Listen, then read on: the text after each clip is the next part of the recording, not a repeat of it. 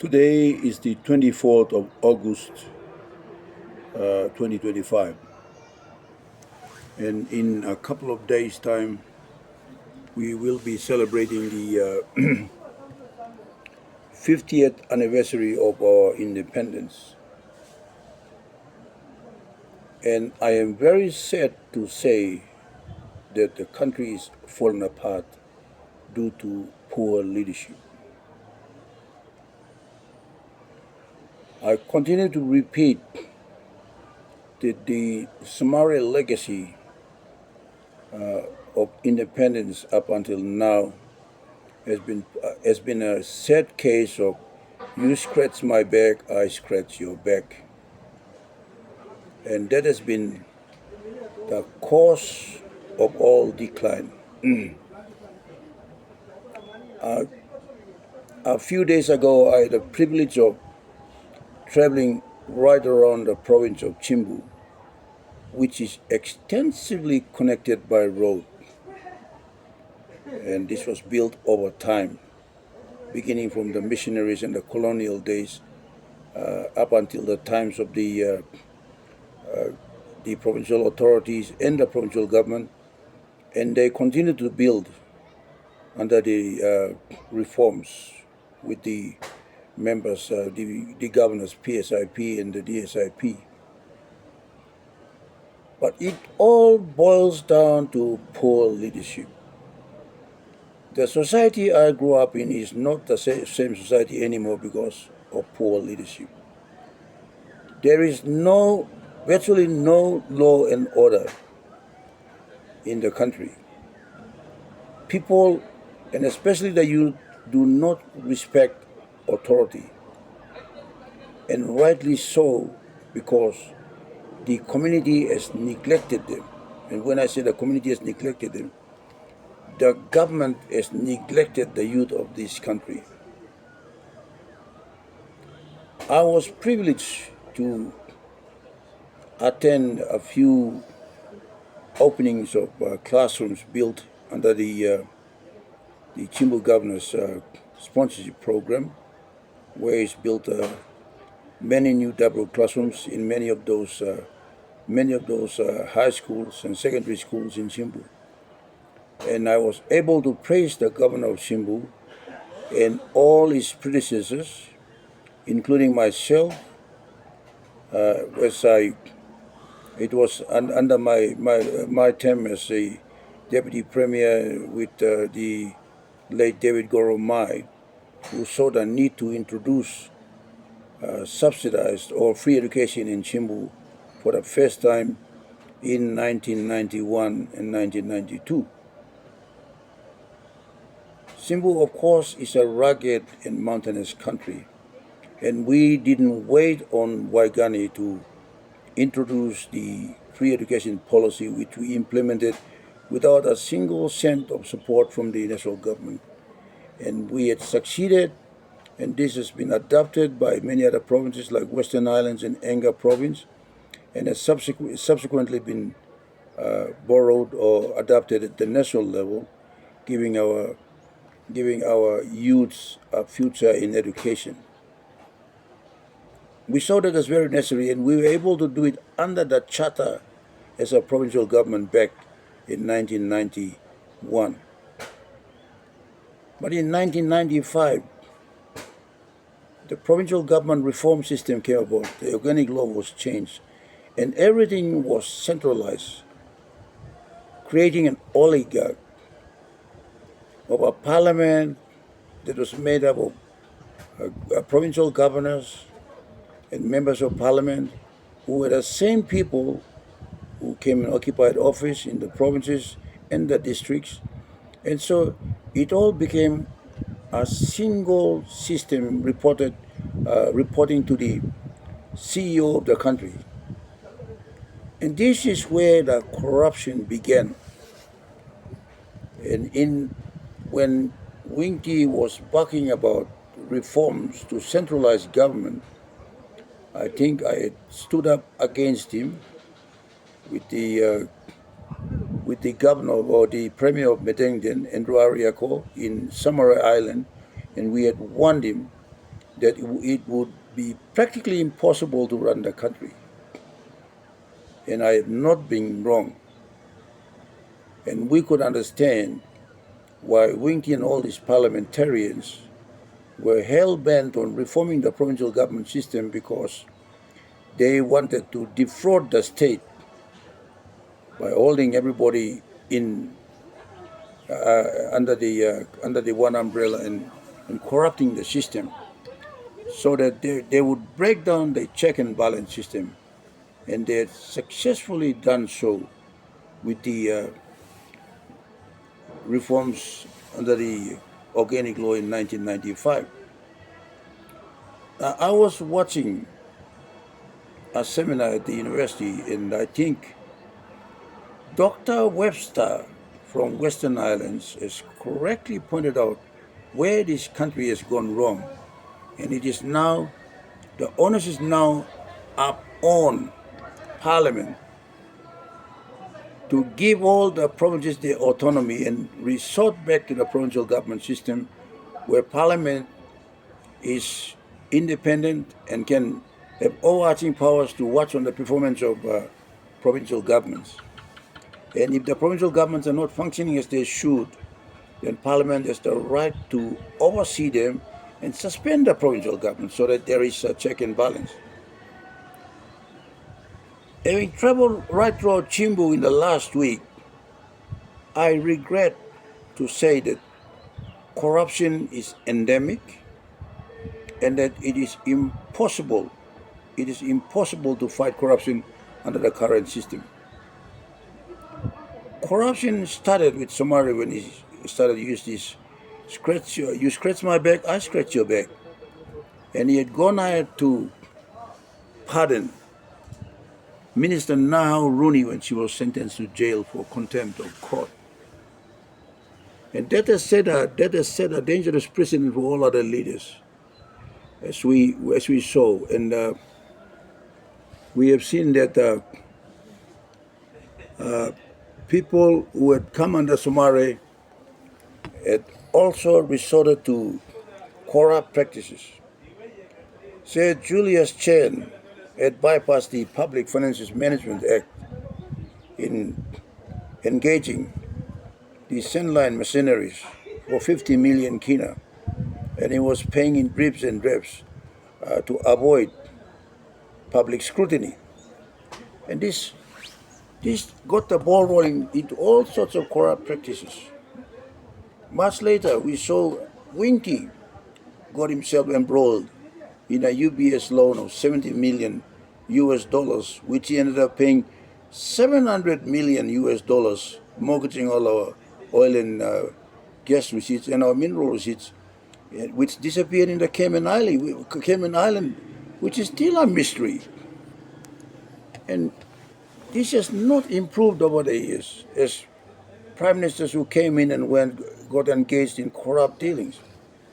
And we have seen recently where Peter O'Neill, as prime minister, had done the worst deal you could do in obtaining a loan, commercial loan, without the sanction of Parliament. And he had bought 10% in oil sales stores, oil sales shares that cost the government of Papua New Guinea, and we've lost 900 million US. And that was all cooked up, and it was a scam to enrich themselves. And the law has not been able to hold these people accountable. The Ombudsman Commission had conducted a report, a commission had done an investigation, and they presented a report to Parliament recommending that the former Prime Minister Peter O'Neill, the Minister for Finance then, and the current Prime Minister Marape, and the Treasurer, or Acting Secretary for Treasury, Dari Vela, he investigated with the Chief of Staff, Isaac Lupari, and the Secretary for Finance. These people were, including the current CEO of National Petroleum Corporation, Wapu Song, these people were recommended for the Ombudsman to prosecute, which the Ombudsman had failed to do so. And As president of the non-government organization, the People's Anti-Corruption Movement, I have emailed the Chief Ombudsman Commission that we will summon him to court to explain why he did not act on the recommendations of the Ombudsman Commission. And I want to tell the Ombudsman Commissioner that he's a person that's under public scrutiny for compromising with leaders who have indulged in corrupt practices. Now, after 50 years, and when you look around and you see that this country is not progressing, but regressing, with a lot of corrupt dealings by members of parliament and ministers of parliament, members and politicians and business people from within and overseas, you tend to see that there is no rule of law in this country. And as president of People's Anti-Corruption, we have taken several actions in the courts, including a summons for the Minister for Finance and the Prime Minister to come to court to show cause as to why they could not comply with the requirements of the Public Finances Management Act, which by law requires that public accounts are presented to Parliament on an annual basis. And that has never happened since James Marape came in as Finance Minister in 2012 until this very minute. Now, Prime Minister Marape, you should be the last bloke to talk about the Constitution or 50 years of independence and the rule of law, because you are a serial offender of the rule of law, and you just do not qualify to hold the position of Prime Minister or Minister or even a Member of Parliament, because you are an outlaw. Now, we have to take the bull by the horn. If you have any conscience at all, you should do the country a favor by resigning, because you continue to patch the Constitution on one end, and you preach about the rule of law on the other end, which simply tells us that you are a megalomaniac.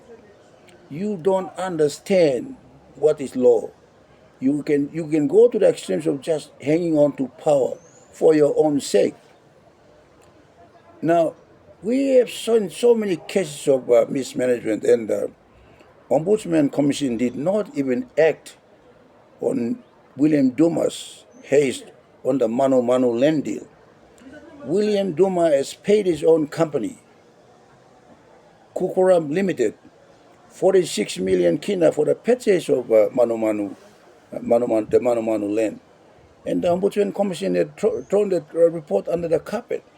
So how do we progress as a country? Now, that is the very big question. Over the last few days, I have called on Papua New Guineans to boycott the independence anniversary, because there is virtually nothing to celebrate. What we should do is take to the streets and be part of the revolution to overthrow this current regime and demand that they be thrown in jail.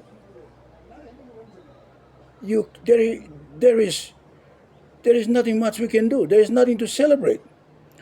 We should now use the law, and I have called on the police time and time again to arrest the Prime Minister for having violated the criminal code in bribing members of Parliament to sustain him on the floor of Parliament. And a lot of money has crossed hands, and we know about that. Between April 2023 and January 2024, Ipwen's Construction, a company owned by Moses Palipe, who is a partner and shareholder with Marape in another company called Cooper Limited, has been paid 750 million kina in preparation for the pending vote of no confidence. And a lot of money was used to bribe members to sustain Marape on the floor of Parliament. It's as clear as that.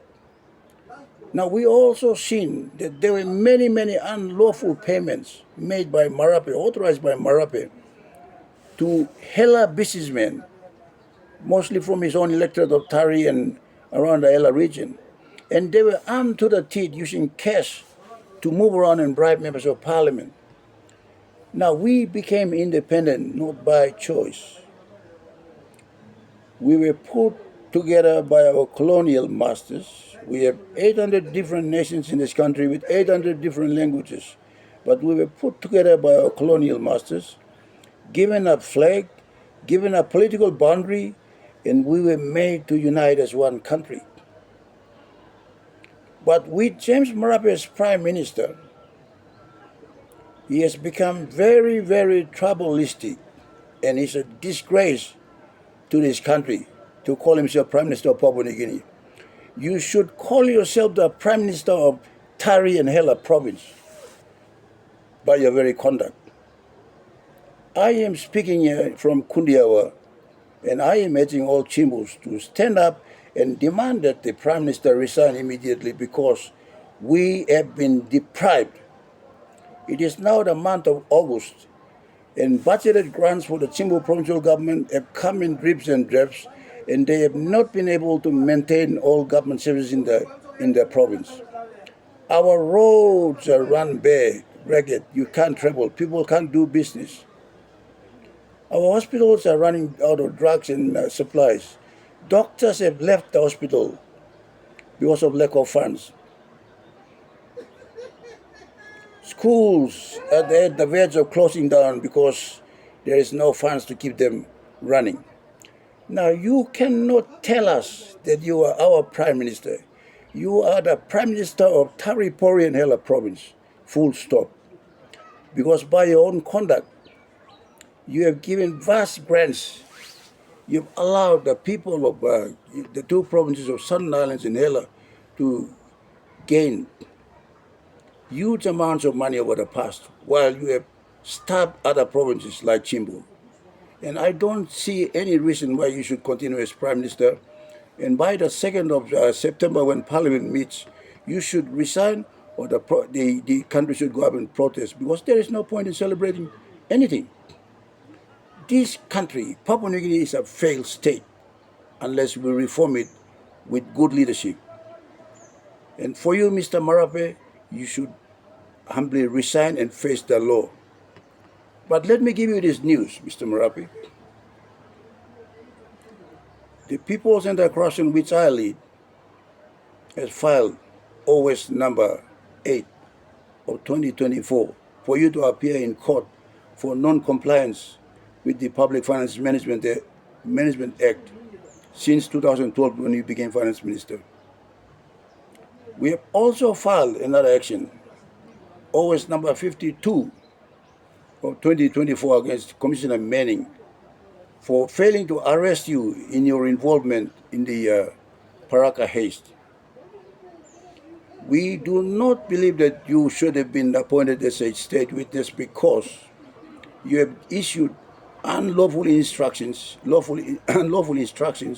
coercing the Secretary, Mr. Yafai, to make payments on the instructions of the Prime Minister, Peter O'Neill.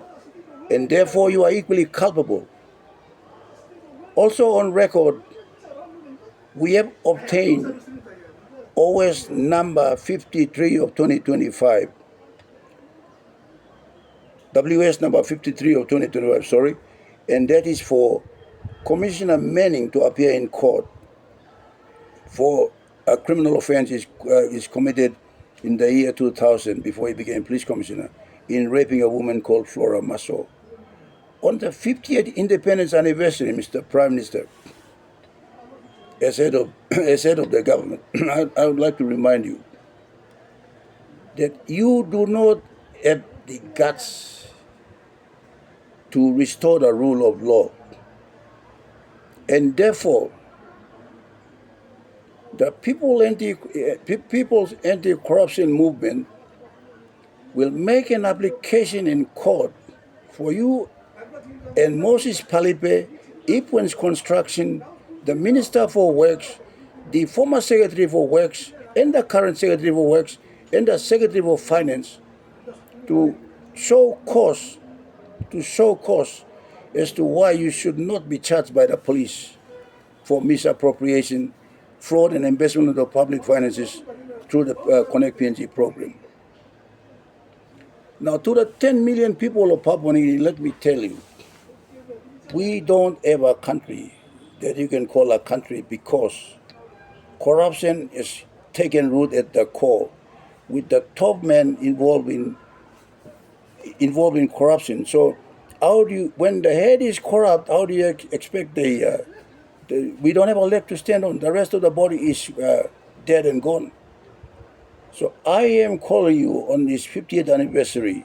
If you are a responsible citizen who's concerned about your country, I want you to donate freely to the People's Anti-Corruption Movement so that we can take the Prime Minister and all his connections who are participating in fraud and embezzlement under the Connect PNG program to court to make sure that we restore the rule of law, because I can assure you that Parliament is nothing more than a den of thieves. The police department is corrupted by the politicians. The Ombudsman Commissioner, the Chief Ombudsman Commissioner, is corrupted by politicians.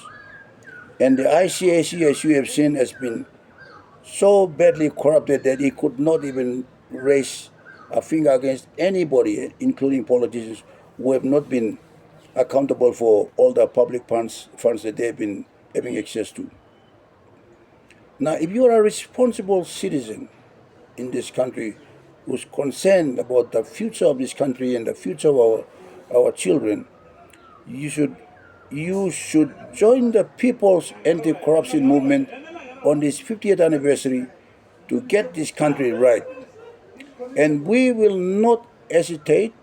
As of next week, we will get our lawyers to move in court that the police commissioner be ordered to investigate and arrest the Prime Minister, the Minister for Works, the Secretary for Works, the former Secretary for Works and the current Secretary for Works, the Chairman of the National Procurement Office, and the Secretary for Finance to come before the court and tell the court that they have conducted the government business according to law.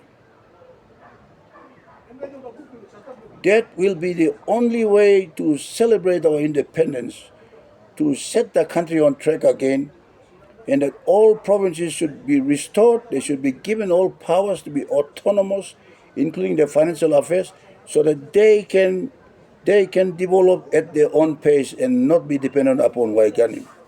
All the corruption has to stop now, and we have to separate the parliament from the executive government from the judiciary, the state legislature. The executive government should not override the state legislature, which is the overarching body to check and balance. And there's a lot that is needed to be done, and we call upon Prime Minister Marape to resign gracefully or face prosecution. Thank you for watching me today. John Ndemongo Kua, President of the People's Anti-Corruption Movement.